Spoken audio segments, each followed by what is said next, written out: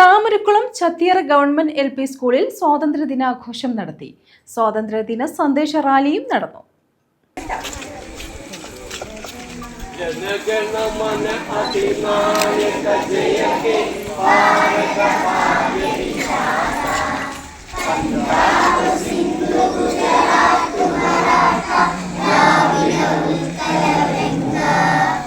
Thamarakulam Chathiyara government LP സ്കൂളിൽ 80ാമത് സ്വാതന്ത്ര്യദിനാഘോഷം സംഘടിപ്പിച്ചു.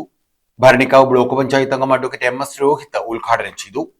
80ാമത്തെ സ്വാതന്ത്ര്യദിനം ആഘോഷിക്കുകയാണ്.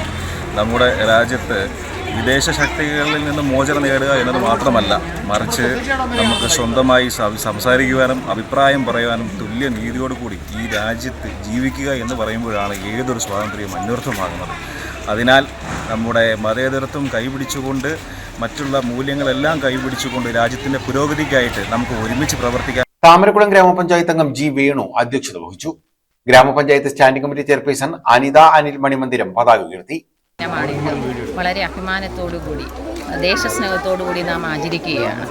നമ്മുടെ ഇന്ത്യയുടെ അഖണ്ഡതയും ഐക്യവും കാത്തു സൂക്ഷിക്കാൻ വേണ്ടി നാം ഓരോരുത്തരും നമ്മുടെ രാജ്യത്തിന്റെ പുരോഗതി ലക്ഷ്യമാക്കി പ്രവർത്തിക്കണമെന്ന് അറിയിക്കുക. പൂർവ്വ വിദ്യാർത്ഥി ഗോപിനാഥൻ പിള്ള മുഖ്യപ്രഭാഷണം നിർവഹിച്ചു. പ്രഥമാധ്യാപിക സാജിദ സ്വാഗതം പറഞ്ഞു. ഗാന്ധി പ്രതിമയിൽ പുഷ്പാർച്ചനയ്ക്ക് ശേഷം സ്വാതന്ത്ര്യദിന സന്ദേശ റാലിയും നടത്തി. News bureau, Charummood.